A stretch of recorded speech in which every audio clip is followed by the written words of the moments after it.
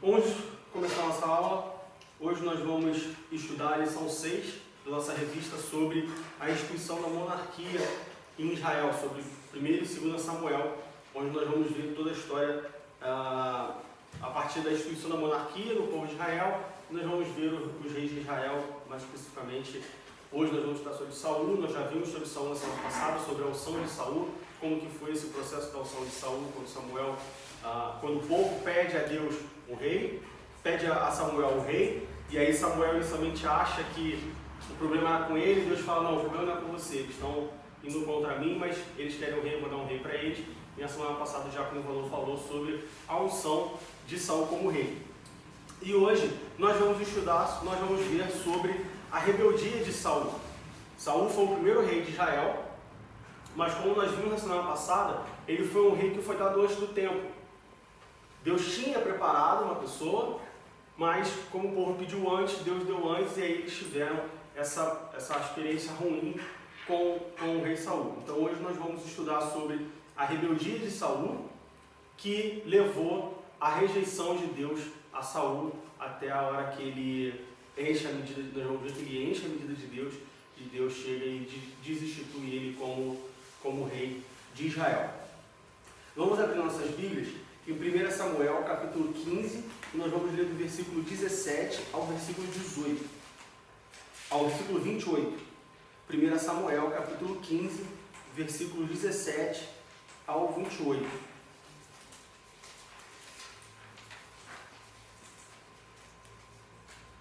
Samuel, capítulo 15, do versículo 17 ao versículo 28.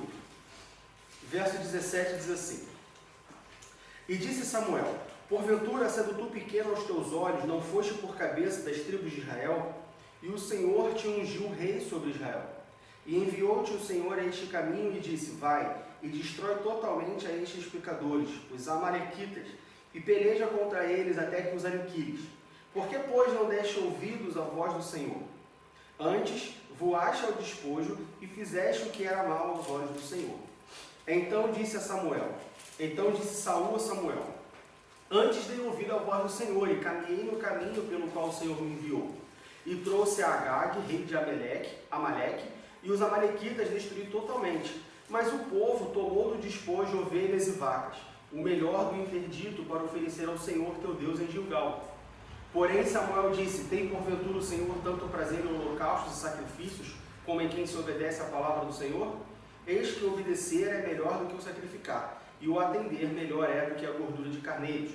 Porque a rebelião é como o pecado de feitiçaria, e o porfiar é como iniquidade e idolatria. Porquanto tu rejeitaste a palavra do Senhor, ele também te rejeitou a ti, para que não sejas rei. Então disse Saul a Samuel: Pequei, porquanto tenho transpassado o dito do Senhor e as tuas palavras, porque temi o povo e dei ouvidos à sua voz. Agora, pois, te rogo, perdoa-me o meu pecado e volta comigo para que adore o Senhor. Porém Samuel disse a Saul: Não tornarei contigo, porquanto rejeitaste a palavra do Senhor, já te rejeitou o Senhor, para que não sejas rei sobre Israel. E virando-se Samuel para se ir, ele lhe pegou pela borla da capa e a rasgou. Então Samuel lhe disse: O Senhor tem rasgado de ti hoje o reino de Israel, e o tem dado ao teu próximo melhor do que tu. Então, como nós vimos nessa passagem, nós vamos entrar em mais detalhes. Saul ele comete um pecado de rebeldia, um pecado que nós vamos ver o porquê é bem grave aos olhos do Senhor, é bem grave aos olhos de Deus, é um pecado que, principalmente nós como cristãos, não deveríamos nunca cometer, seja qualquer tipo de rebeldia. Nós vamos ver que existem diferentes tipos de rebeldia, vamos colocar assim.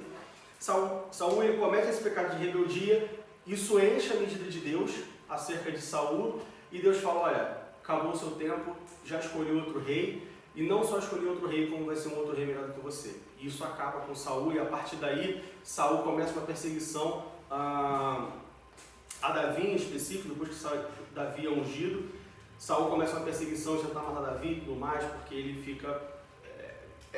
Eu diria que esse episódio é o ápice da rebeldia de Saul e da desvirtuação de Saul, e a partir daí a sua ladeira abaixo. Saul começa ele perde o rumo totalmente, ele começa a ir ladeira abaixo.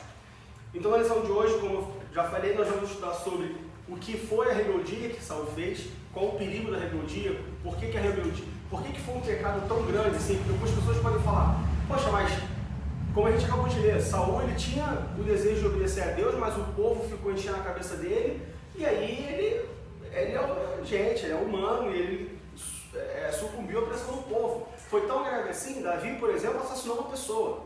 Por que Davi pode assassinar o marido de Betseba, mas Saul não pode, por um deslize, cometer um deslize, dar ouvido ao povo e aí não fazer o que Deus mandou? Então nós vamos ver por que disso.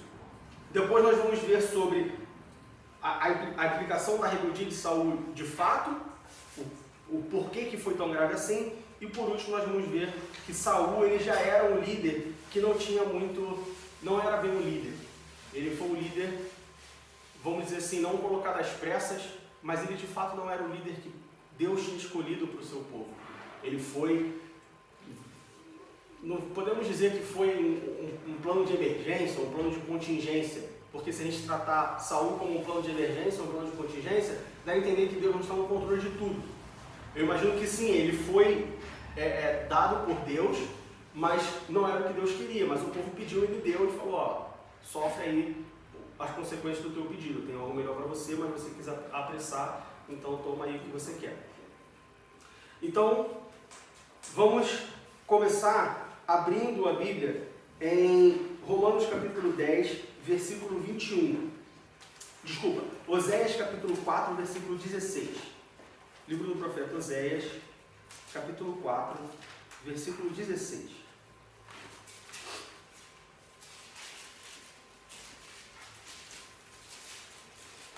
Oséias, capítulo 4, versículo 16. E nós vamos ver que a rebeldia na história do povo de Israel é uma coisa antiga, não foi uma coisa específica de Saul, não foi um episódio isolado.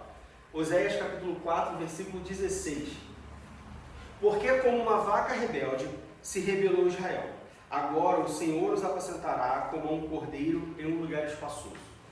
Se nós olharmos para a história de Israel, desde a saída do povo do Egito até serem levados cativos e dispersos pelo mundo, nós vamos ver que o povo de Israel ele sempre foi um povo rebelde, ele sempre foi um povo arisco, ele sempre foi um povo que Deus tinha que ter um cabresto muito curto com esse povo. O que, na verdade, a gente fala do povo de Israel, mas é algo que acontece conosco. Tirando o povo de Israel da jogada, nós, seres humanos, cristãos, a igreja de hoje, também tem um pouco disso. Algumas pessoas precisam ter um cabresto mais curto. Fala. Não seria a questão da cultura? Que cada povo tinha a sua cultura, o seu linguajar e... A questão da rebeldia? Como assim? Porque... Eu falo assim... eles não aceitavam, tipo assim, o que Deus queria pregar para eles.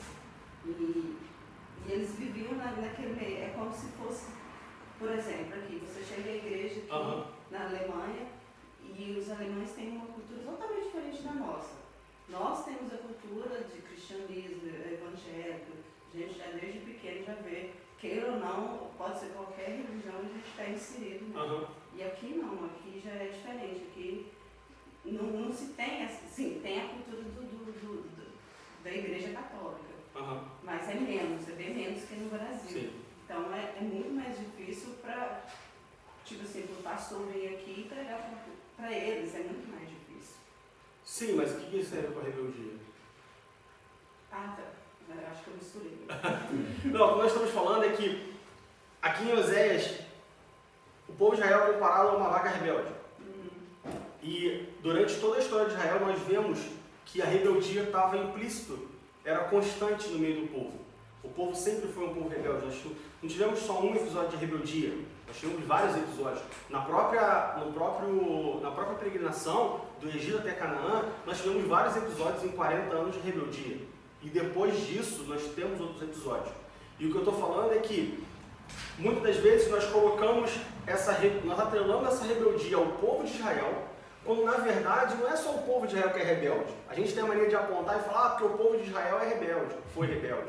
Porque o povo de Israel foi desobediente. Porque o povo de Israel foi ingrato. Mas nós, e agora quando eu estou falando nós, estou falando da igreja, também é rebelde, também é desobediente e também é ingrato. Algumas pessoas mais, outras pessoas menos. E isso tanto se prova verdade, porque olha a quantidade de igrejas que nós temos que saíram de outras igrejas por causa de rebeldia. Nós temos várias. Só aqui, antes de eu chegar aqui, teve um racha aqui, dessa igreja nossa aqui, saíram 4. Antes de eu chegar aqui. Quer dizer, saíram 3. Depois que eu cheguei, saiu mais uma. Né? E aí, se você for ver, é claro que as pessoas nunca falam, eu saí da igreja porque eu fui rebelde com o meu pastor, com a minha liderança, e eu abri uma outra igreja. Ninguém fala isso. Põe a culpa no pastor. É sempre, porque o pastor estava errado, porque fulano falou isso, porque Deus me deu uma mensagem, porque Deus me revelou, porque o Espírito Santo disse que era hora de eu ser cabeça, eu ser mais cauda. Enfim, sempre tem as desculpas. Mas, no fundo, o ser humano é um ser humano, é um ser rebelde. Está na natureza da humanidade. Então, por que? Certa forma de rebeldia. Por que Deus não criou nós com essa rebeldia? Nós vamos ver porque se o ser humano é rebelde e Deus criou o ser humano com essa natureza, por que Deus espera ou não tolera a rebeldia? Nós vamos ver isso. A gente hoje, por causa do pecado, a Bíblia diz que a gente já nasce no pecado.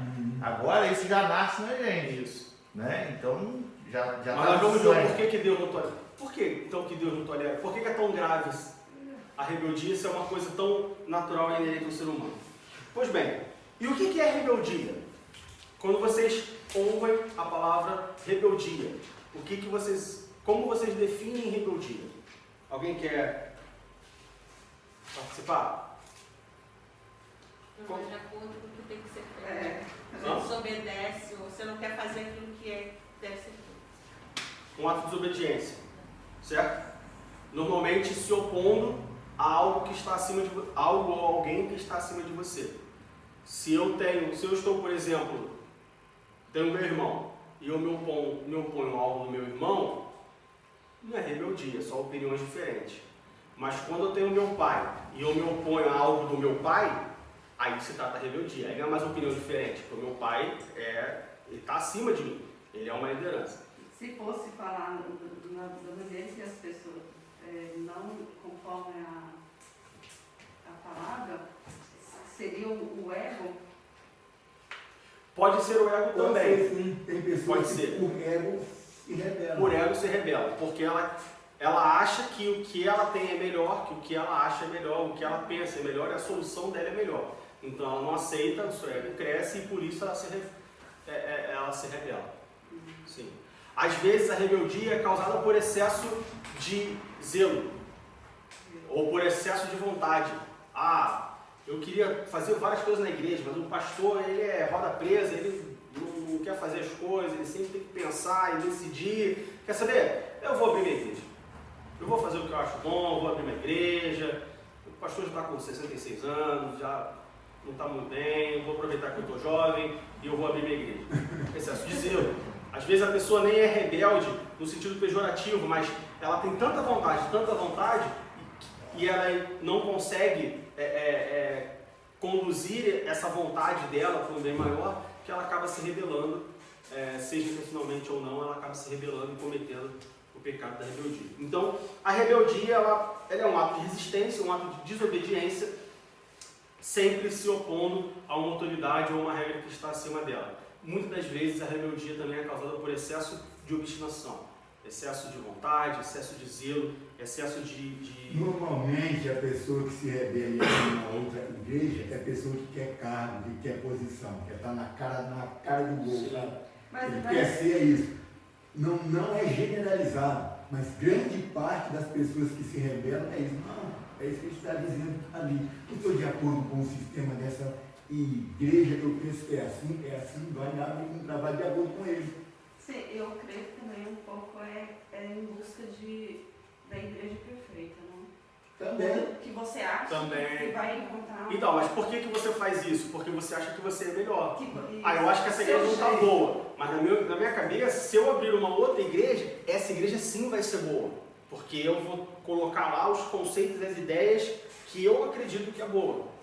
E aí quando isso acontece, vai um monte de pessoa que é imperfeita e acaba E estragando. depois de um tempo, dentro da sua igreja vai surgir pessoas que vão falar, Que o vai dinheiro falar não é a mesma muito coisa. bom. Vamos... E aí, mano?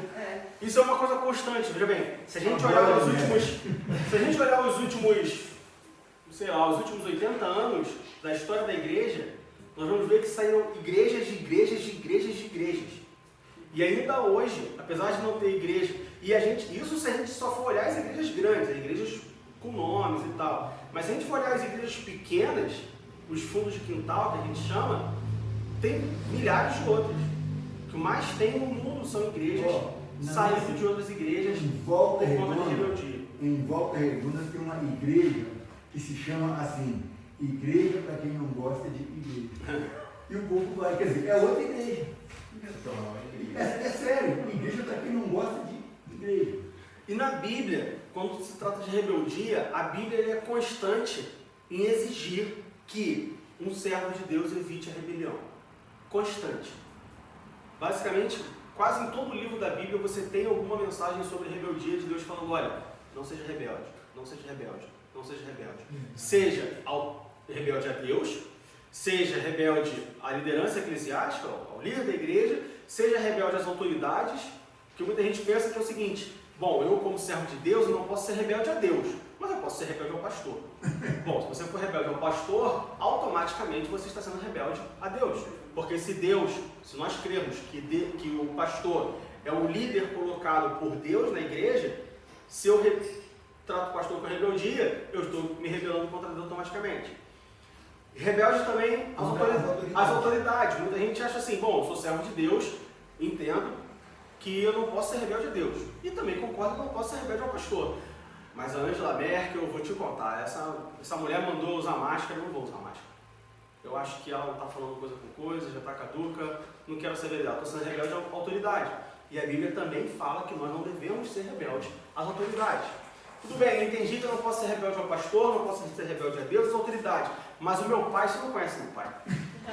Meu pai é aquele cabra que, sabe, cabeça dura, difícil, e eu já chutei o balde com meu pai há muito tempo. A Bíblia também fala que nós não devemos ser rebeldes aos nossos pais. Aliás, quando se trata de pais e mães, o único mandamento da Bíblia com promessa é honrar pai e mãe. É verdade.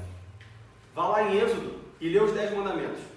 O único mandamento com promessa é honrarás o teu pai e a tua mãe para que teus dias vá bem. Mas e se for nossa, é complicado, porque se for uma mãe ou um pai que é totalmente louco e, tipo assim, como que eu vou explicar? Um psicopata, né? Mas Mas aí é que tá. O que é o sentido de honrar para você? respeitar. Respeitar. Não é porque meu pai é um bandido, um drogado, uma coisa que eu vou honrar ele e vou ser igual a ele. Não é esse tipo de Não honra. é isso não. Entendeu? Não, há de respeitar, você tratar com respeito. Ele é Meu pai é um assassino, ele está preso. Nunca mais vou falar com ele na vida. Vou ignorar a existência do meu pai, vou negar que ele é meu pai. Ou se eu vou xingar o meu pai. Nada justifica um filho xingar um pai, por exemplo. Nem de brincadeira.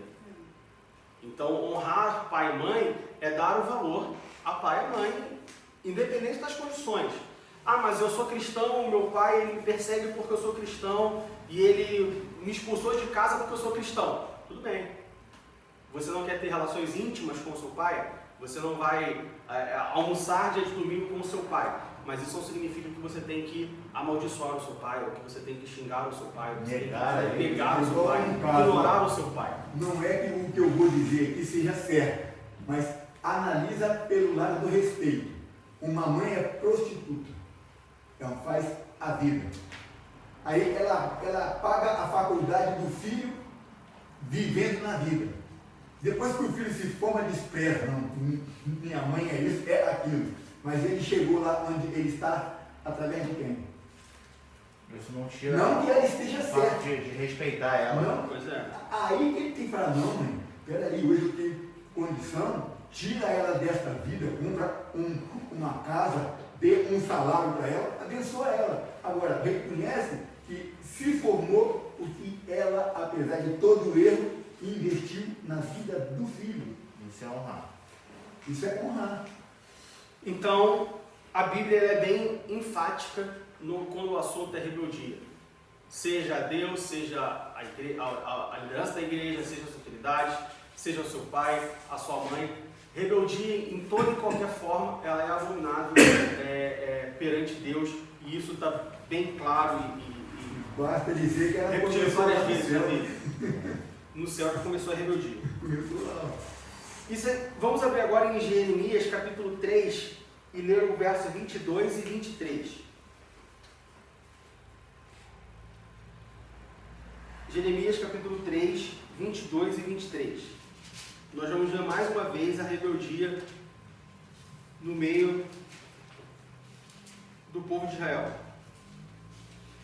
Jeremias capítulo 3, verso 23. 22 e 23. Voltai, ó filhos rebeldes, eu curarei as vossas rebeliões. Eis-nos aqui, vimos a ti, porque tu és o Senhor nosso Deus. Certamente em vão se confia nos outeiros, na multidão das montanhas. Deveras no Senhor nosso Deus está a salvação de Israel. Agora vamos um pouco mais à frente, vamos para Jeremias capítulo 31, verso 22.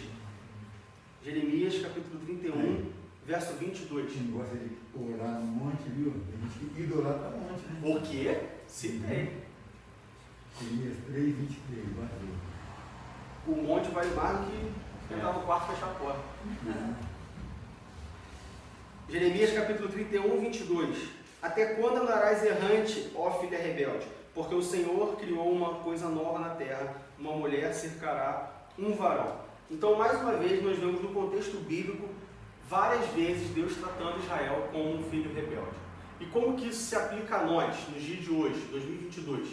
Como já falamos, nós somos rebeldes por natureza. Deus falou, olha, come de qualquer árvore, menos daquela árvore ali. O que a gente fez? Foi lá e comeu daquela árvore ali. Ah, mas foi a serpente, mas foi a mulher. Saul fez o quê? Mas olha só, eu tentei seguir o caminho do Senhor lá, mas o povo aqui ficou enchendo a cabeça. Ou seja, jogo de empurra, assim como a rebeldia é inerente, é natural do ser humano, o jogo de empurra também é natural do ser humano. A culpa nunca é sua. Meu filho com 5 anos faz isso. Daniel, você briga com ele e fala, a culpa é sua. A culpa é do quê, cara? Você que fez o negócio, como que a culpa é minha? Ou seja, o jogo de empurra também é natural. O meu filho viu que o meu neto estava com umas atitudes meio estranhas. O tio falou assim, rapaz, você é homem, haja como homem, sentou e aconselhou ele como homem. Aí uma menina foi ficar na casa deles lá para tomar conta, meu filho foi, o meu neto foi e beijou ela. Meu filho, rapaz, o que você fez, pai? Olha a nossa conversa.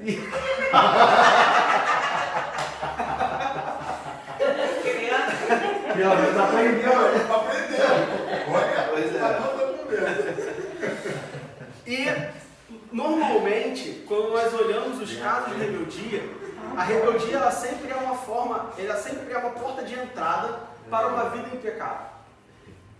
Se nós olharmos o povo de Israel, todas as vezes que o povo de Israel foi rebelde, essa rebeldia foi uma porta de entrada para uma vida em pecado do povo de Israel. Ou seja, qual é o perigo da rebeldia? Não é só você se rebelar, é porque normalmente a rebeldia ela é uma porta de entrada, como eu disse mais uma vez, para uma vida em pecado. E aí quando você entra por essa porta, você começa a viver em pecado, para você voltar é muito mais difícil. E rebeldia é sinônimo de rebelião. E rebelião é pior do que o pecado de feitiçaria. Samuel diz, nós lemos esse versículo.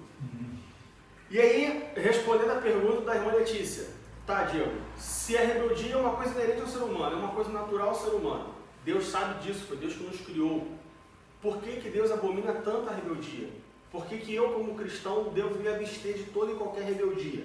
Bom, 1 Pedro capítulo 1, versículo 23. 1 Pedro capítulo 1, versículo 23.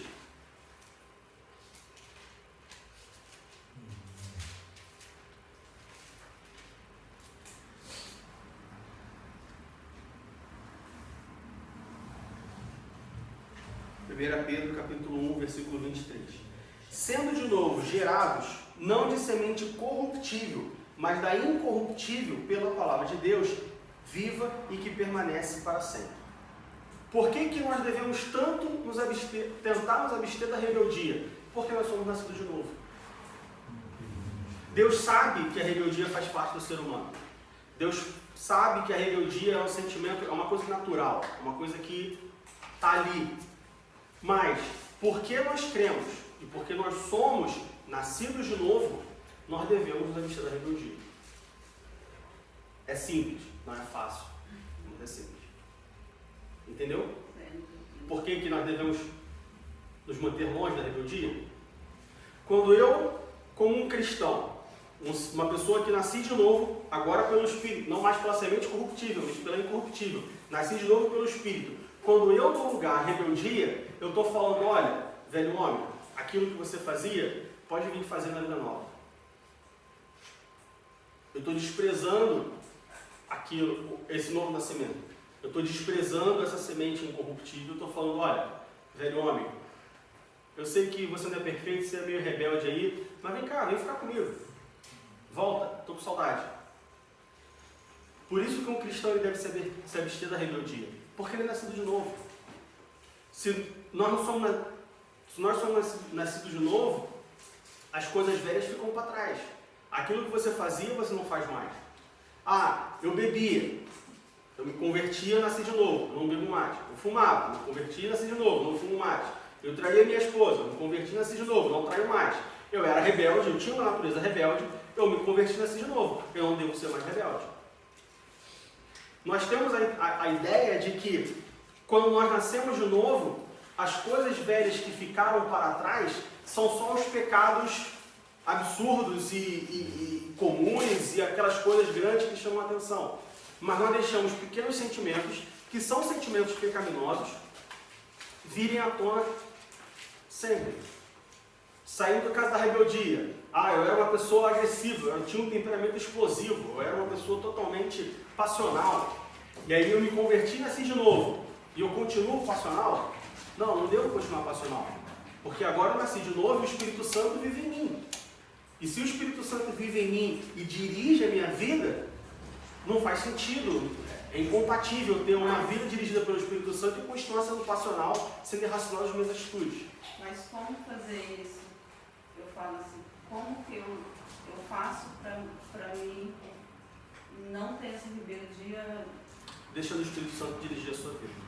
Tá, o Espírito Santo vai dirigir minha vida, mas como que eu busco isso todos os dias? Ter intimidade com o Espírito Santo. Orando, lendo a Bíblia. O conhecimento está na Bíblia. Como é que você se sensibiliza? Você, uma vez que você lê na Bíblia, você crê que a Bíblia é a palavra de Deus e ela é a instrução da nossa vida. Então, está sendo ensinado, você está lendo na Bíblia como está fazendo. O que agora você deve fazer é o seguinte, você orar a Deus, dobrar o seu joelho, como muitos falam, dobra o seu joelho, ora a Deus e diz assim, Deus, eu quero viver isso. Aleluia. Eu quero viver isso. O Espírito Santo, a partir desse momento, quando você tomar uma atitude errada, diferente do que você leu aqui, o Espírito Santo vai arder no teu peito. Vai falar assim, opa, não era isso que eu aprendi, não é isso que eu falei com Deus que eu quero fazer.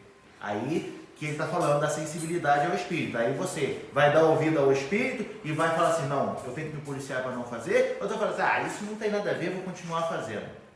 E é uma coisa... Eu te digo isso porque é difícil, tipo assim, eu tenho uma rebeldia que às vezes, tipo assim, eu me irrito muito fácil, né?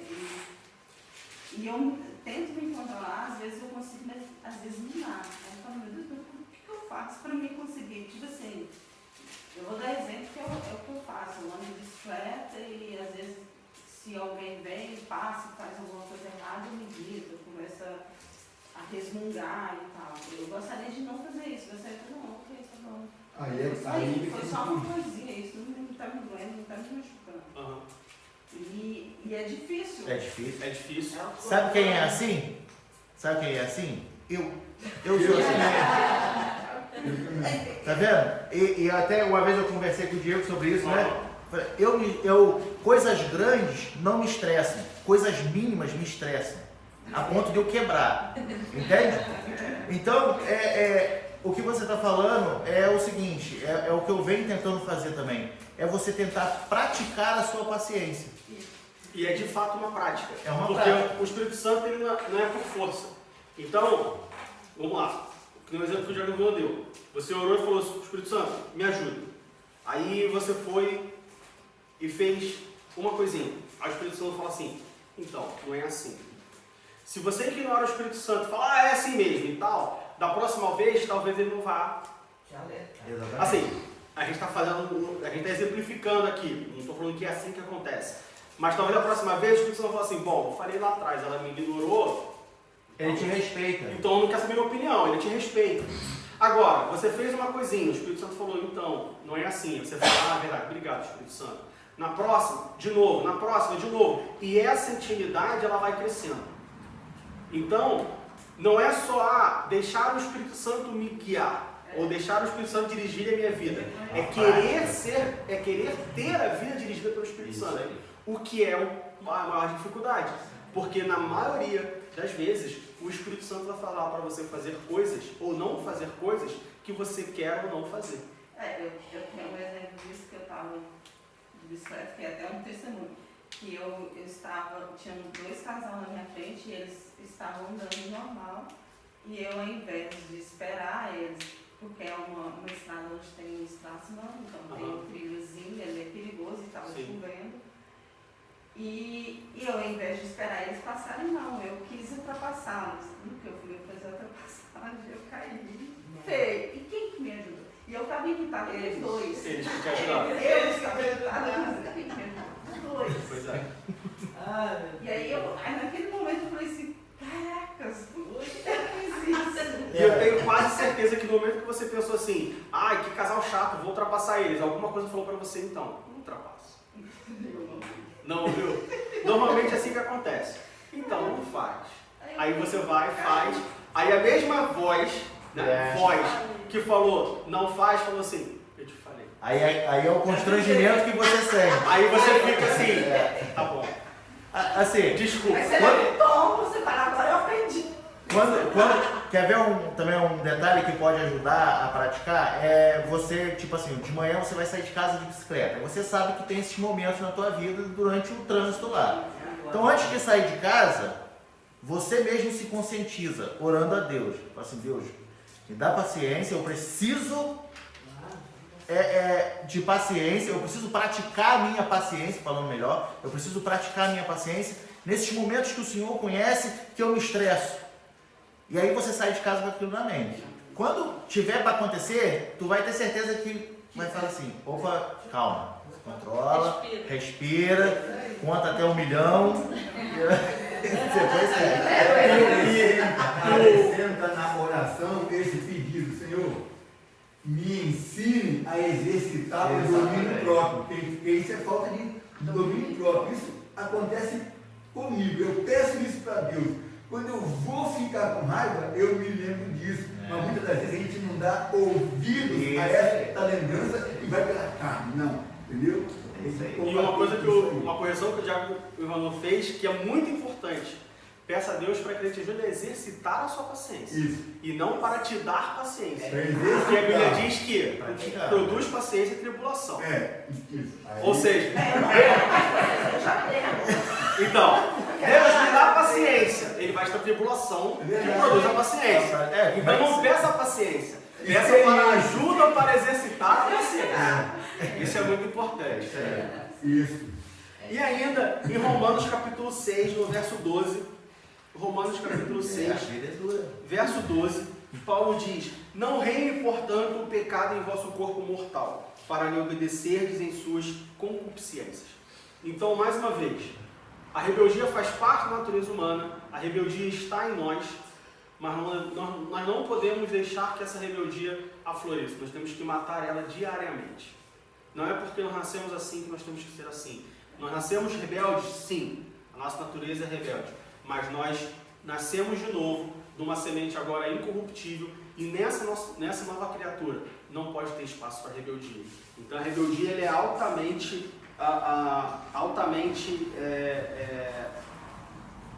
nociva à nossa vida cristã.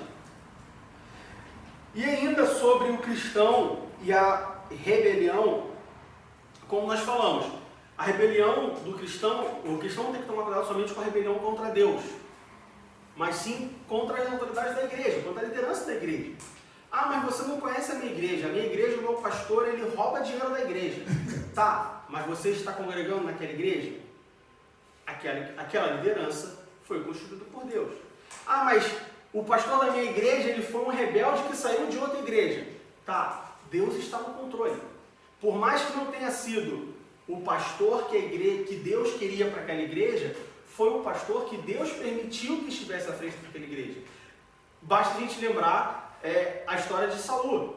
Saul não foi o rei que Deus queria para Israel, mas foi o rei que Deus permitiu que estivesse em Israel.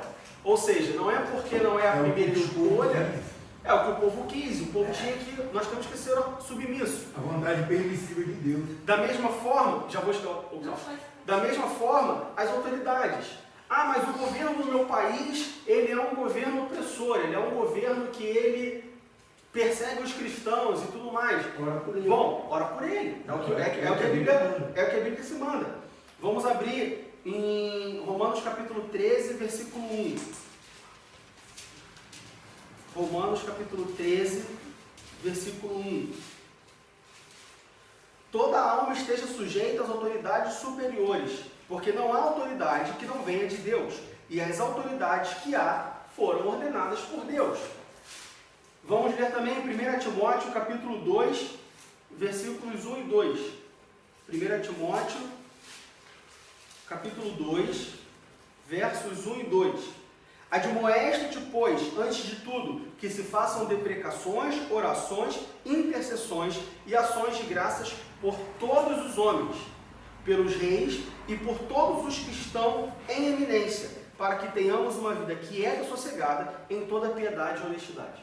Não importa se o seu pastor é ladrão, não importa se o seu pastor está em pecado, não importa se o seu pastor veio de uma rebeldia, não importa se o seu governo é opressor, se o seu governo é perseguidor, não importa se o seu chefe te odeia e quer ver você pelas costas, não importa.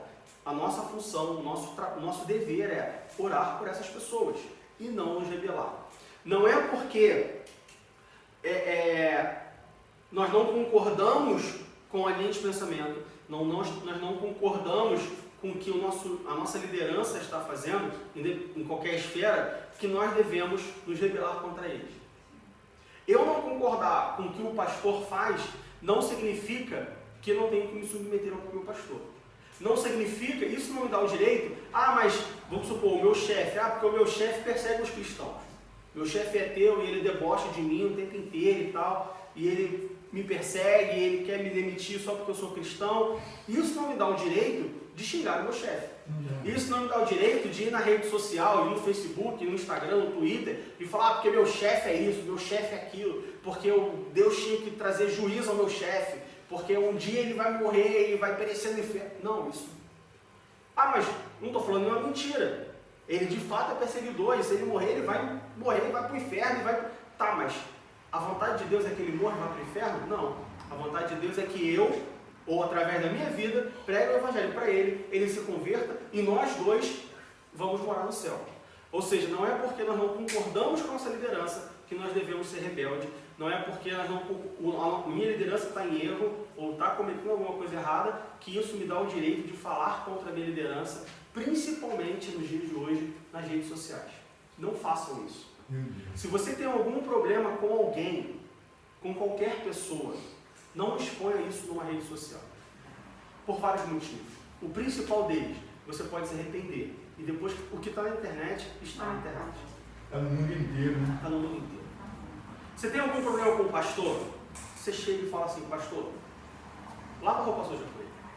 Você não quer lavar a roupa suja com ele sozinha? Chama eu, Diácono Ivanô, qualquer pessoa do corpo de obreiros da igreja. Olha só, você me ajuda? E aí a gente vai ali para dentro e você lava a sua roupa suja.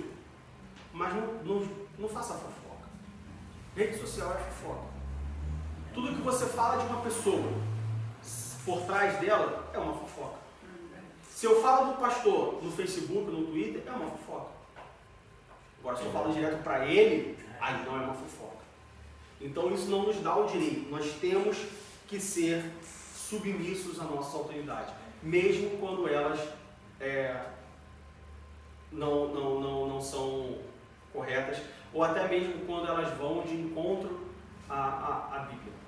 Sobre ir de encontro à Bíblia, vamos abrir em Atos capítulo 5, versículo 29. Atos capítulo 5, verso 29. Segura a pergunta aí, hein, Priscila? Não esquece ela não. Atos capítulo 5, verso 29.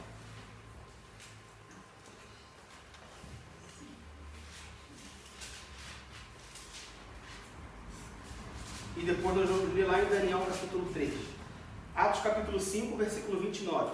Porém, respondendo Pedro e os apóstolos disseram: mais importa obedecer a Deus do que aos homens. Sim, tem que escolher entre obedecer aos homens e a Deus? Obedeça a Deus. Mas obedeça a Deus como? Vamos abrir lá em Daniel capítulo 3. Tem o caso de pessoas usar este versículo para se rebelar. Não, eu não vou obedecer. É mais importante obedecer a Deus. Eu não estou debaixo de homem, de doutrina de homem. Mas olha como que Sadraque, Mesaque e Abednego obedeceram a Deus ao invés de obedecer a Nabucodonosor.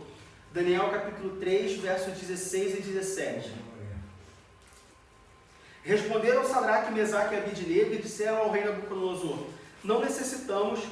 Vamos ler o versículo, a partir do versículo 15, 16 e 17. Versículo 15. Agora, pois, se estáis prontos, quando ouvirdes o som da buzina, do pífaro, da cítara, da harpa, do saltério, da gaita de foles e de toda sorte de música, para vos prostrardes e adorardes a estátua que eu fiz, bom é. Mas se a não adorardes, sereis lançados na mesma hora dentro do forno de fogo ardente. E quem é o Deus que vos poderá livrar das minhas mãos? Versículo 16. Responderam Sadraque, Mesaque e Abednego e disseram ao rei Nabucodonosor: não necessitamos de te responder sobre este negócio. Eis que o nosso Deus, a quem nós servimos, é que nos pode livrar. Ele nos livrará do forno de fogo ardente e da tua mão, ó rei. Pronto. Sadraque, Mesaque e Abednego não entraram numa discussão de afligir o rei. Ah, rei, porque tu não sabe de nada, porque o senhor é um burro, é um imbecil, é um idiota, que não sei o quê, porque o meu Deus é maior e meu Deus vai fazer, se ele quiser ele vai vir, vai cortar na sua cabeça com a espada de fogo, e Miguel vai descer, e vai... Não tem fala-fala. Eles não falaram isso. Eles falaram: Deus, olha só, rei, olha só, não vamos te responder sobre isso. O nosso Deus é que nos livrará da sua mão, do fogo e da sua mão. Acabou. Esse deve ser o comportamento de um cristão quando qualquer das autoridades que estão sobre ele vão de encontro à Bíblia. O apóstolo Pedro ele também fala sobre isso que você está falando, 1 Pedro no capítulo 2, versículo 18, que ele diz assim: vós servos, sujeitai-vos com todo temor ao Senhor, Senhor com S minúsculo, não somente ao bom e humano, mas também ao mal. Nós temos que ser sujeitos. Tem que ser cordial, tem que ser respeituoso. Nada se resolve sem respeito. E para a gente finalizar esse tópico, e eu finalmente dar a palavra para a Priscila, Mateus capítulo 12, versículo 37. Mateus capítulo 12, versículo 37. Mateus 12, 37. Porque por tuas palavras serás justificado, e por tuas palavras serás condenado. Sai da boca, né? Que testemunho Sadraque, Mesaque e Abednego dariam para Nabucodonosor se, quando Nabucodonosor fez a pergunta, eles fossem, não, porque vai vir, o anjo vai descer e vai cortar, e não sei o que, eu vou pisar na cabeça da serpente. Que testemunho que você dá? Que testemunho eu, como cristão, dou para o meu chefe que é ateu e não acredita na igreja, em Deus e me persegue, se quando ele falar mal de mim, porque você é isso, você é aquilo, não sei o que, eu vou lá e faço uma reclamação no RH, e eu posto no Twitter que o meu chefe está sendo opressor, e que ele está sendo intolerante religioso, que não sei o que, e eu vou para a rua e faço um protesto. Que exemplo que eu estou dando? Eu estou dando exemplo de que, olha só, eu sou um servo de Deus e meu Deus resolve todos os problemas para mim? Não. Eu estou dando exemplo de que eu vou correr atrás do prejuízo, vou fazer o barulho e vou tentar ganhar com isso. Quando na verdade a orientação é o quê? Orar por ele. Todo dia eu dobrar o meu joelho e falar: Senhor, abençoa o meu chefe. Faça com que ele tenha uma experiência contigo. Faça com que ele acredite no Senhor. Prove para ele que ele existe. Se possível, através da minha vida. Me dê a oportunidade de falar do teu amor para ele, para que ele possa te conhecer e nós dois possamos juntos cantar, te louvar e te adorar durante a eternidade na glória. Esse deve ser o nosso comportamento. Fala, Priscila. Não, essa é uma dúvida. Não estou falando de uma pessoa que não seja convertida, mas qual seria a atitude de uma pessoa que está dentro da igreja, tem anos de crente, que se rebela contra Deus? Qual é a atitude de não orar, de não ler a Bíblia? Isso é rebelião? Qual deve ser a atitude de nós em relação a essa pessoa? Não, a Deus. Qual é a atitude do cristão em relação a se rebelar contra Deus? O que seria uma rebelião contra Deus? O que seria uma rebelião contra Deus? Bom, rebelião é você ir sobre, você ir de encontro às autoridades, certo? Se Deus falar para você faz, você não faz, você está sendo rebelde. De forma bem sucinta. Desobedecer a uma ordem. Desobediência é uma forma de rebelião. A palavra também, Isso. Nós vamos entrar agora em relação a isso. Nesse tópico específico sobre a rebeldia, qual foi a rebeldia de Saul? Mas, primeiro, a desobediência. Deus fala para você, olha, pinta de branco. Você vai falar assim, branco é feio, vai sujar muito, eu vou pintar de vermelho. Eu estou dizendo, bom, Deus não sabe de nada, eu não entendo de cor. Eu fiz design de interiores, eu sei que vermelho é muito melhor que o branco. Você está se rebelando contra Deus. Segundo, você tirar a glória de Deus. Ou seja, veio uma pessoa aqui, ela estava enferma, eu orei para essa pessoa foi curada, eu falo assim, então, se mais alguém aí estiver doente, pode vir que eu oro e vai ser curado, porque eu tenho a minha vida no altar, e se eu impor as mãos, ela vai ser curada. Não foi eu que curei, foi Deus que curou, através de mim. Eu estou tirando a glória de Deus, eu estou sendo rebelde. Deus colocou o pastor Joab aqui na igreja. O pastor Joab agora disse que a ceia do Senhor vai ser com vinho de uva branca. Não vai ser mais com vinho de uva, com vinho tinto. Vai ser o vinho branco. E eu falo assim, 67 anos. Já Tá velho. Tá velho. Sabe fala. Quer saber de uma coisa? Quem aqui acha que ceia tem que ser com vinho tinto? Vocês vão abrir a nossa igreja? Assim, não adianta falar, a gente vai bater em pedra. Vamos abrir a nossa igreja. Ou seja, eu estou desprezando a liderança que Deus colocou nesta igreja. Se está certo, a Bíblia não fala a cor do vinho que Jesus quebrou. se está certo ou não, se é doutrinário ou não, se é bíblico ou não, isso é um problema do pastor Joabe com Deus. Ele vai ser cobrado por isso. Apocalipse capítulo 1. E se mesmo assim, está claro na Bíblia que tinha que ser vinho tinto. É evidente, é uma coisa, é um senso comum e o pastor Joabe está de fato se distanciando da Bíblia. O meu dever não é sair e abrir uma igreja. O meu dever é orar e falar, Senhor, o que eu faço? No mínimo, sentar com o pastor. Isso depois de esgotar todas as opções, né? Pastor, senta aqui, olha só, eu aprendi contato, né? Pastor, olha só, o senhor está errado, o certo é esse. Não é assim que se fala. Pastor, olha só, eu estava lendo aqui, e eu vi aqui em Mateus que Jesus ele usou o vinho tinto. Será que não seria melhor a gente voltar para o vinho tinto? Ele é até mais barato que o vinho branco, enfim. No final, não resolveu? Senhor, o que eu faço? Porque Deus pode falar assim, não, olha só, fica na igreja, o meu negócio é com o pastor Joabe, eu vou resolver com ele. Ou Deus pode falar, olha só, vai para a igreja tal e você fica lá. Ou Deus pode simplesmente não falar nada e deixar você esperando. Então, se eu tomo a atitude de sair da igreja, ou de denegrir a imagem do pastor, ou de abrir uma outra igreja, eu estou sendo rebelde também. Então a rebeldia a Deus, ou o pecado de rebeldia, ele tem várias vertentes e diferentes sabores. Por isso que ele é tão perigoso. E diferentes consequências também. E diferentes consequências, verdade. Então qual foi a rebeldia de Saul? Diego, entendi o que é rebeldia, entendi que eu como cristão nascido de novo, essa mente agora incorruptível, eu não devo me rebelar. Mas e Saul? Qual foi o problema de Saul? O que Saul fez de tão errado a ponto de Samuel chegar para ele e falar, a partir de hoje Deus está te desinstituindo como rei e já tem um outro melhor do que você. Bom, se a gente abrir lá, vamos abrir lá em Êxodo, capítulo 17, versículo 8.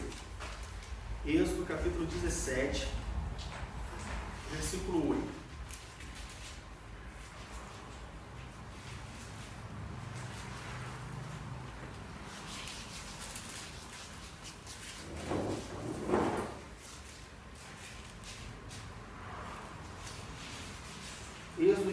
17, versículo 8. Então veio Amaleque e pelejou contra Israel em Refidim. Vamos ler até o 13. Pelo que disse Moisés a Josué: escolhe os homens e sai e peleja contra Amaleque. Amanhã eu estarei no cume do outeiro e a vara de Deus estará na minha mão. E fez Josué como Moisés lhe dissera, pelejando contra Amaleque, mas Moisés, Arão e Hur subiram ao cume do outeiro.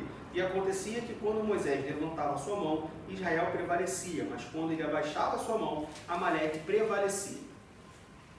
Porém as mãos de Moisés eram pesadas, por isso tomaram uma pedra e a puseram debaixo dele, para assentar-se sobre ela. E Arão e Hur sustentaram as suas mãos, um de um lado e o outro do outro. Assim ficaram as suas mãos firmes até que o sol se pôs. E assim Josué desfez a Amaleque e a seu povo a fio da espada. Qual foi o problema de Saul? Israel estava em guerra com os amalequitas. E Deus fala assim: Saul, eu quero que você mate todo mundo. Não vai ficar ninguém. Dos despojos, você vai queimar tudo. O que não puder ser queimado, ouro, prata e bronze, vai para o tabernáculo, vai ser para me servir. Mas não vai pegar nada. Veja bem, homens, mulheres, crianças, idosos, passa faca, mata todo mundo, não quero que sobreviva ninguém. Despojos, queima tudo. Vaca, bezerro, ovelha, galinha, pombo, cachorrinho, cachorro pequeno, cachorro, gato, mata todo mundo, queima tudo. E o que não puder ser queimado vai ser para me servir. O que Saul fez? Foi em guerra, matou, não matou todo mundo. O rei, por exemplo, Agag, ele não matou. O povo pediu os despojos, ele deixou o povo pegar os despojos. Ou seja, ele desobedeceu, ele descumpriu uma ordem de Deus. Tá, Diego, por que era tão importante? Isso, não me engano, fizeram essa pergunta na aula passada. Priscila, não foi? Por que tinha que matar todo mundo? Que Deus violento era esse? Bom, a história de Israel com os amalequitas começa lá em Êxodo, como nós lemos. A história dos amalequitas não começa em 1 Samuel. E o fato de Deus dar essa ordem de matar tudo, de queimar os despojos, de acabar com os amalequitas da face da terra, não era assim, essa guerra que Saul ele enfrenta com os amalequitas, não era uma mera guerra territorial. Não era Israel se defendendo, era uma justiça divina. Deus ele estava acertando as contas com os amalequitas. Israel, a guerra que Saul comandou e a ordem de Saul era simplesmente um efeito colateral dessa guerra, era só um instrumento. A história, a guerra em si, não pode nem se dizer de guerra, porque guerra você tem dois lados que podem ganhar, mas era no fundo um acerto de contas entre Deus e os amalequitas, utilizando o povo de Israel, Saul como rei. Os amalequitas eles encheram a medida de Deus, e isso é um ensinamento muito importante para nós, de que Deus ele tem uma medida para todos nós. Deus e o Diego, na minha relação pessoal com Deus, ele tem uma medida. Se eu não cuidar, essa medida vai ser cheia. E o dia que essa medida encher, um abraço. Leite que transborda não coloca de volta, não é isso? Não tem um ditado com leite que transborda aí? É a mesma coisa. Quando nós falamos da medida de Deus, e lembrem-se sempre disso, Deus tem uma medida para todas as pessoas. Todas da face da terra. Para tudo Deus tem uma medida. Às vezes a medida é mais rasa, às vezes a medida é mais longa, é mais profunda. Mas Deus tem uma medida para todas as pessoas. Não queira ultrapassar a medida de Deus. Durante toda a história do mundo, na história da humanidade, na narração bíblica, todas as vezes que estouraram a medida de Deus, as consequências foram terríveis. Os amalequitas é um exemplo. Sodoma e Gomorra é outro exemplo. Os filisteus é outro exemplo. O próprio povo de Israel é outro exemplo. Veja bem, eles estouraram a medida, eles foram rebeldes a sua história toda. Deus manda um Salvador e eles crucificam o Salvador. Então é isso? Tá bom, minha história agora para com vocês. Vem aqui, igreja. Vem aqui, gentil. Vem aqui, você que não é israelita. Eu vou resolver agora com você. Israel, fica no banquinho aí esperando. Depois que eu voltar, que a minha igreja subir, que tudo estiver bem, aí eu volto para você e acerto minhas contas contigo. A medida encheu. Todos nós temos uma medida com Deus. Cuide para que a sua medida não transborde. O dia que a sua medida transbordar, não tem volta. É exatamente o ditado lá da vovó do copo de leite. Você pega um copo d'água, você vai enchendo água. A hora que transbordar, não tem como colocar de volta. Você pode limpar, você pode, sei lá, tentar... E muitas das vezes nem limpa direito. Você pode limpar, você pode passar um pano, você pode trocar de lugar, transbordou, já era. E um outro fato também de ele ter mandado assim, mas mandou matar criança? Coitado, olha só. As crianças iriam crescer. E o que elas poderiam fazer depois? Se vingar. Os filmes que a gente assiste aí denunciam. Quantos filmes nós já vimos de que os bandidos vêm, matou todo mundo, aí um menino fugiu. Aí esse menino cresceu, foi lá, se vingou, matou. Ou seja, a história com os amalequitas era um julgamento divino. E aí fica a segunda lição. Não coloque o dedo, o bedelho, em julgamento divino. Aleluia. Muitas das vezes a gente coloca o bedelho. Ah, mas fulano está sofrendo tanto. Poxa, vamos lá ajudar. Tá, mas às vezes o sofrimento dele é julgamento divino. Se você colocar o dedo, se você for tentar ajudar, vai acontecer uma coisa com o Saul. Era um julgamento divino. Deus queria tirar os amalequitas da face da terra, para que o mal dele não se espalhasse, para que as práticas pecaminosas não se espalhassem. E ele ia fazer. E aí Saul, né? Não, mas poupou o rei, deixou os despojos e tal, ou seja, se meteu aonde não deveria se meter. Tome cuidado para não cometer o mesmo pecado, não cometer a mesma atitude. Sempre que você for ajudar alguém, ore primeiro. Ah, eu sou bilionário e tem uma pessoa na igreja que precisa de dinheiro. Eu vou lá e vou dar dinheiro para essa pessoa. Ora. Mas não vai me fazer falta. Ora. Ah, tem uma pessoa na minha igreja passando fome e eu estou com a despensa cheia. Vou fazer uma cesta básica e vou dar para essa pessoa. Ore. Mas, irmão, é comida. Tem 4 filhos pequenos. É arroz, feijão, é leite. Eu não posso dar uma cesta básica? Qual o problema de dar uma cesta básica? Ore. Esses amalequitas, eles eram descendentes de quem? De Cão, de Sem? Não sei. Mas por quê? Não, eu vou pesquisar. Não sei de quem eles eram descendentes. Ore. Sempre que você for ajudar uma pessoa, ore. Porque Deus pode falar assim, minha serva, vá lá e faz. Deus pode falar, olha só, não faz porque eu estou cuidando. Seja porque é julgamento, seja porque Ele quer provar para aquela pessoa de que vai cair do céu uma caixa de leite. Enfim, ore antes de fazer qualquer atitude. Porque você pode ter o coração bom de querer ajudar, mas no final essa bênção vai se tornar maldição na sua vida. Tome cuidado com isso. Deus ele é bem justo e bem enfático nesses casos de que, olha, na panela que eu estou com a colher, ninguém bota a colher não, senão vai dar ruim. Então esse foi o pecado de Saul, foi a rebeldia de Saul. Saul não obedeceu a ordem divina de acabar com tudo.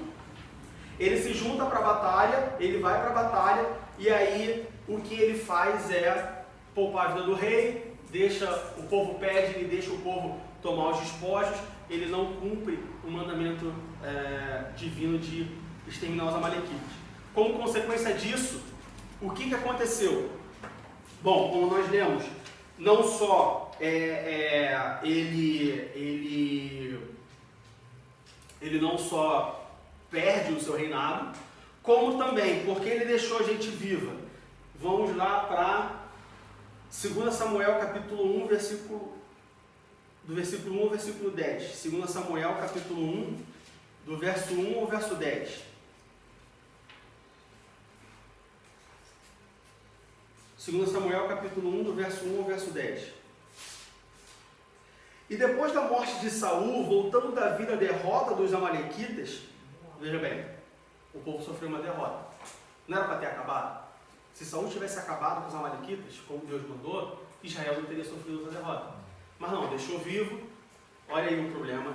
Os amalequitas cresceram de novo, guerrearam, não só guerrearam, mas venceram. da derrota dos amalequitas, e ficando Davi 2 dias em Ziclag, sucedeu ao terceiro dia que um homem veio do arraial de Saul com as vestes rotas e com terra sobre a cabeça. Sucedeu que, chegando ele a Davi, se lançou no chão e se inclinou. E Davi lhe disse: de onde vens? E ele lhe disse: escapei do exército de Israel. E disse-lhe Davi: como foi lá isso? Peço-te, dizem.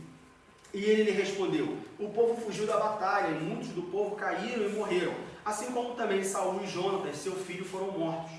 E disse Davi ao jovem que lhe trazia as novas: como sabes tu que Saul e Jonatas, seu filho, são mortos? Então disse o jovem que lhe dava a notícia: cheguei por acaso à montanha de Gilboa, e eis que Saul estava encostado sobre a sua lança, e eis que os carros e capitães de cavalaria apertavam com ele. E olhando ele para trás de si, viu-me a mim, e chamou-me, e eu disse: eis-me aqui. E ele me disse: quem és tu? E eu lhe disse: sou amalequita. Então ele me disse: peço-te, arremessa-te sobre mim e mata-me, porque angústias me têm cercado, pois toda a minha vida está ainda em mim. Arremessei-me, pois, sobre ele e o matei, porque bem sabia eu que não viveria depois da sua queda. E tomei a coroa que tinha na cabeça e a manilha que trazia no braço e as trouxe aqui a meu senhor. Então apanhou Davi as suas vestes e a rasgou, como também todos os homens que estavam com ele. E prantearam, e choraram, e jejuaram até a tarde por Saul e por Jonatas, seu filho, e pelo povo do Senhor, e pela casa de Israel, porque tinham caído à espada. Qual era a ordem de Deus? Vai lá, mata todo mundo. Eu estou contigo. Ou seja, não era uma coisa difícil de se fazer. Deus estava com Saul. Deus já tinha avisado a Saul: olha, vai lá e mata todo mundo. Ou seja, Deus garantiu a batalha. O que Saul fez? Deixou escapar. Anos mais tarde, o que aconteceu? Os amalequitas entraram em guerra de novo com Israel. Não só venceram Israel, como um amalequita matou Saul e Jonatas. Ele acabou pedindo o amalequita para matar ele. Acabou pedindo para o amalequita matar ele. Olha a consequência da rebeldia de Saul. Anos depois, Desobediência, né? desobediência. Mas Sempre tem uma consequência. esse amalequita, quando ele chegou até Davi, ele foi com certo interesse, porque depois acabou matando Davi. Sim, Davi manda matar o amalequita. Então, tipo, quando ele foi lá matar, olha, eu vi Jonatas e Saul lá, morto, eu fui lá e matei porque Saul. Ele era daquele tipo, deixa eu ver se eu ganho qualquer coisa. Eu não sei qual foi a intenção. Talvez a intenção dele era essa. outra. Esse que chegou para Davi e falou que ele matou Saul, presta atenção, era um jovem. O que Davi fez? Chamou um outro jovem e mandou o jovem matar ele. Sabe o que isso significa? Você tem que mexer com alguém à sua altura. Você mexeu com alguém superior. Porque ele chegou dizendo para Davi que matou Saul para se exaltar. Aí Davi: você fez isso? Chamou um outro jovem, ó. No versículo 15, então chamou Davi a um dos jovens e disse: chega. Por quê? Ele não podia tocar em Saul porque era ungido do Senhor. E era um rei que era superior a ele. Então, não mexe com quem está acima de você. O ensinamento ali é isso. Profundo. O fato do amalequita ter sido morto é uma continuação da obediência, assim, é uma continuação da obediência que que Saul devia ao Senhor? Não. Não tem nada a ver isso, então. Não é terminando a missão. Ok. Não. Tipo, Deus tinha um julgamento com os amalequitas. Uhum. A sentença foi: Saul vai lá e destrói. Saul foi lá e não destruiu. Uhum. Bom, Deus trata isso com os amalequitas depois. Ah, tá. Eu pensei que Davi tomou as... Não, Davi não tomou. Ele matou porque o cara matou o rei dele, matou o rei. Matou o rei. Esse foi o motivo, né? Portanto, olha lá, prantearam, choraram e jejuaram. Não teve nenhuma relação. Ok. Tá? O interessante, quando você estava falando sobre, ela teve uma hora que você falou sobre a misericórdia, por que Deus faz isso, por que Deus faz aquilo, mas Deus não é amor, não tem misericórdia. Êxodo 33, 19, Deus fala uma coisa interessante na parte B do versículo. Foi quando Moisés queria ver a face dele. Então Deus disse: eu vou passar, você vai ver a minha sombra. Mas aqui na frente ele diz assim, porém ele diz: eu farei passar toda a minha bondade por diante de ti e apregoarei o nome do Senhor diante de ti. E terei, olha o que Deus fala com ele: terei misericórdia de quem eu tiver misericórdia. e me compadecerei de quem eu me compadecer. Agora, quem vai ter misericórdia de quem ele quer ter misericórdia?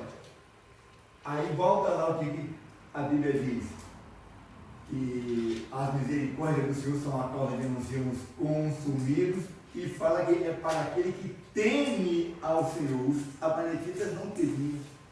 Sim. Muito sério. Então, Saul ele poupa a vida de um amalequita e anos depois um amalequita mata Saul.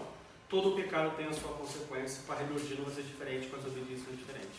E as consequências podem ser literalmente fatais, como foi com Saul. Seguindo sobre a rebeldia de Saul, a Bíblia diz que Deus se arrependeu em relação a Saul. Diego, como que funciona Deus se arrepender de alguma coisa? Não faz muito sentido Deus se arrepender, certo?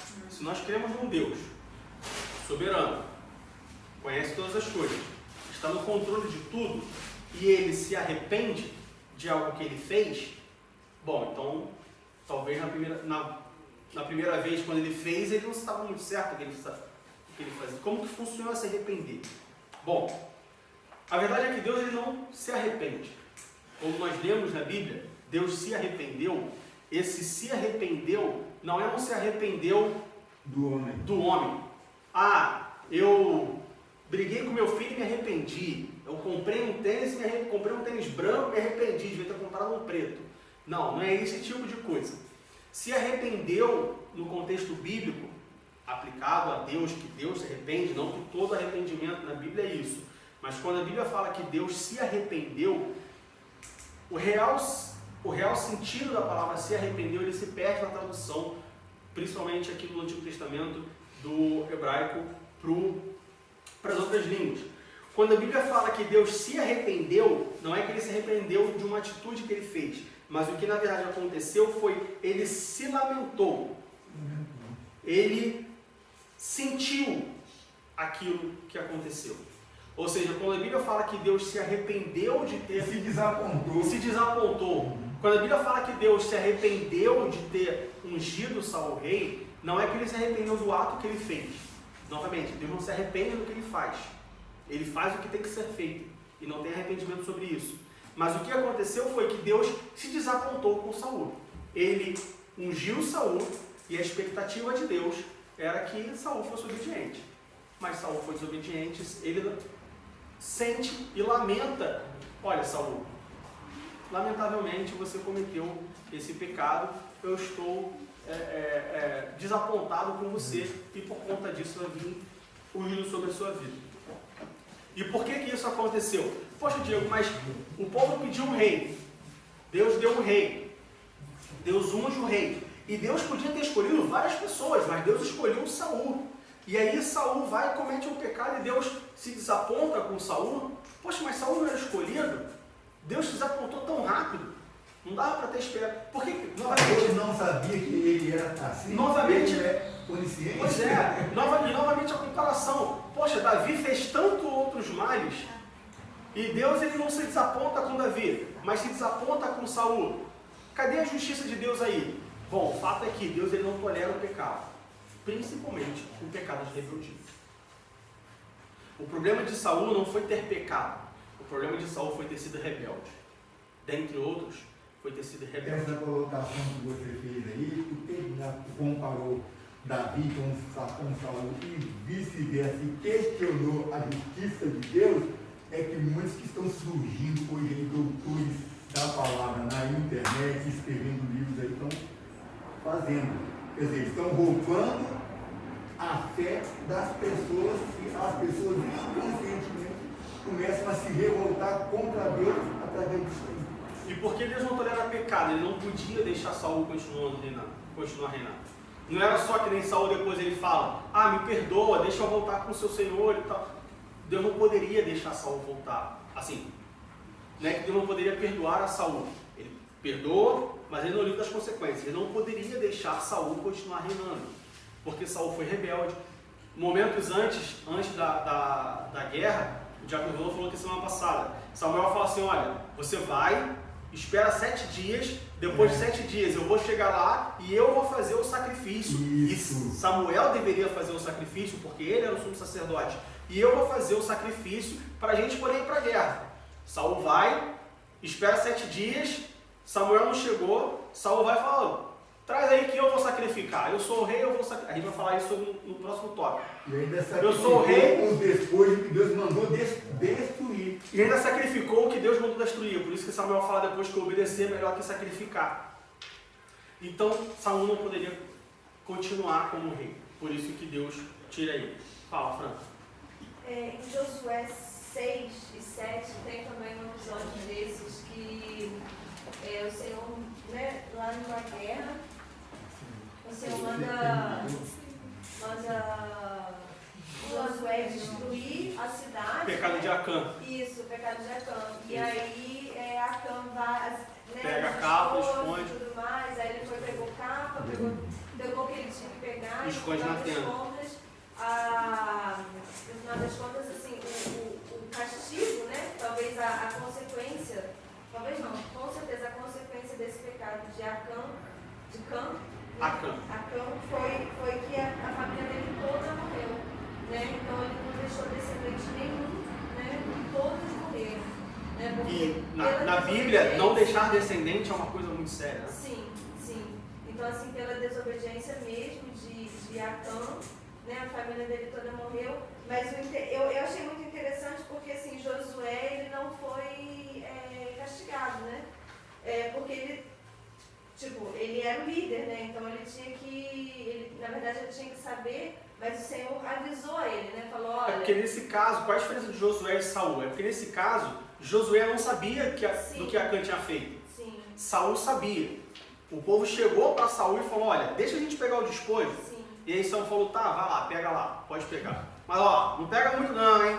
Pega só um pouquinho. Essa é a Enfim. diferença. Deixa uns boizinhos. Deixa que eu vou deixa uns boi para mim que eu vou sacrificar. Não, Essa foi a diferença. Sim, essa é a diferença. Se a gente comparar com Moisés, quando Moisés fere a rocha, Moisés foi o culpado. Moisés sofreu a consequência de entrar na terra. Por quê?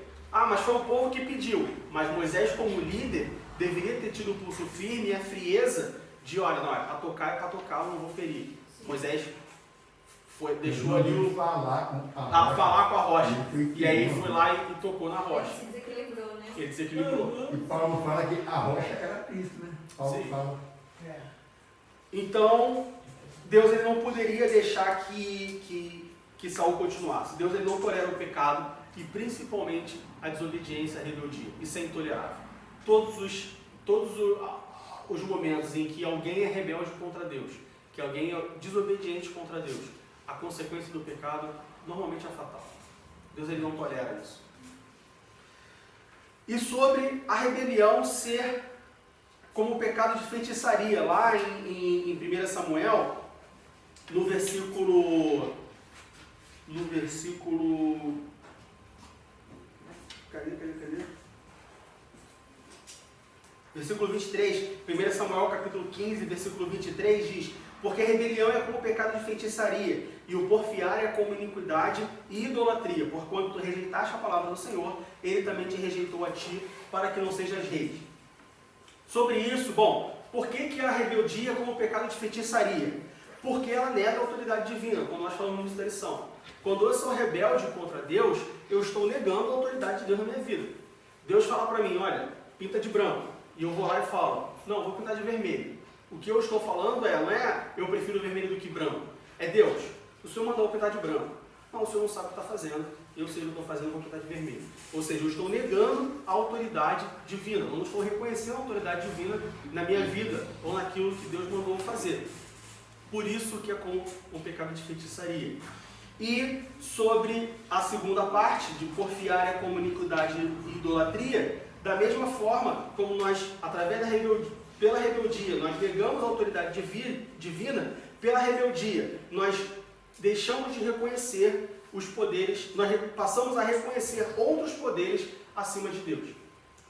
Se eu me rebelo contra o pastor, porque o pastor está cometendo alguma coisa de errado, e aí eu me rebelo contra ele e abro a minha igreja, eu estou deixando de reconhecer, ou estou reconhecendo outros poderes para resolver essa situação, além dos poderes divinos. Como nós falamos, o que deveria acontecer é, primeiro, conversar com o pastor, segundo, eu orar a Deus e falar, Deus, me ajuda, resolve a situação. E aí Deus vai resolver a situação. E não eu querer fazer justiça pelas próprias mãos e resolver a situação me rebelando contra o pastor e abrindo a minha própria igreja, por exemplo.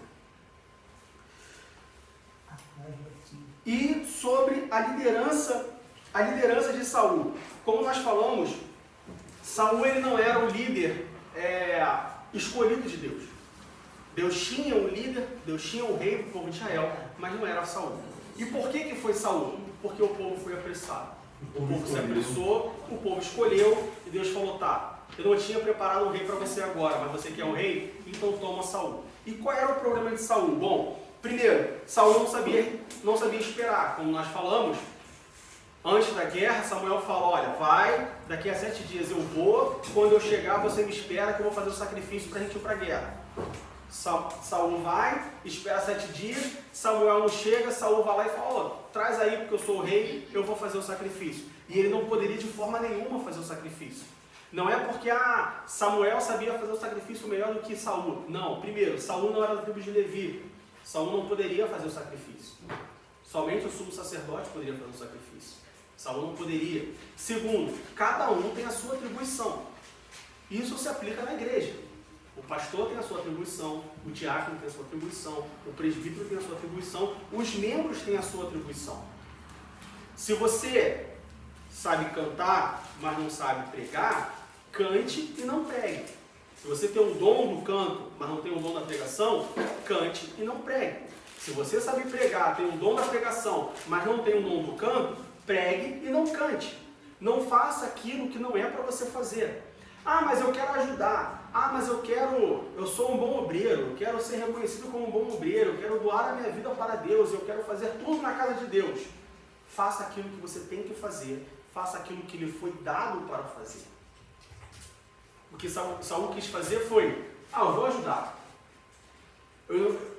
Talvez no coração de Saul não tinha a intenção de ser um sumo sacerdote, ou de ser igual, de se comparar. Talvez a intenção foi assim, bom, os caras estão chegando, a gente vai ter que guerrear, Samuel deve ter furado algum pneu no carro lá, eu vou fazer aqui porque é sacrifício, eu sei como é que faz e tal. Não faça isso. Às vezes a gente tenta ajudar e quer ajudar demais. Como eu falei, sempre que você for ajudar, ore. Senhor, olha só, eu sei que o meu dom é o dom de pregação, eu sei que o meu dom é o dom do ensino, mas eu estou vendo que o diácono Ivan está passando um problema aí no grupo de louvor, está faltando gente.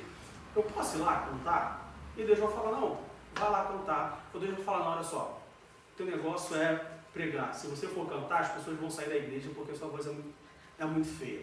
Então fica aí pregando que é melhor. Faça aquilo que você tem que fazer. Ainda sobre o rei Saul.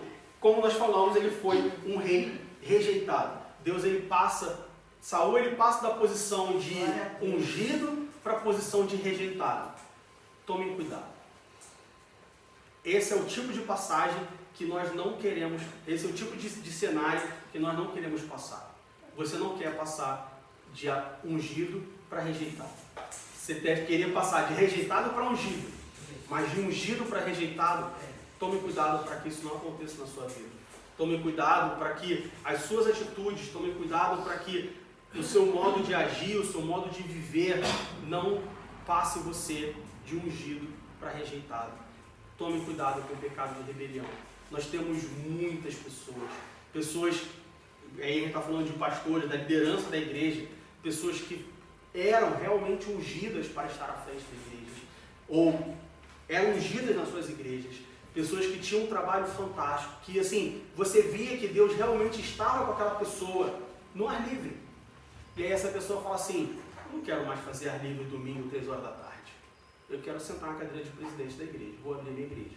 E aí ela passa de ungida para rejeitada. Abre a igreja, começa grande, fica pequeno, e aí às vezes continua, às vezes se distancia de Deus, às vezes volta, desculpa a expressão popular, com o rabo entre as pernas, volta a cabeça baixa, pedindo perdão, pedindo desculpa.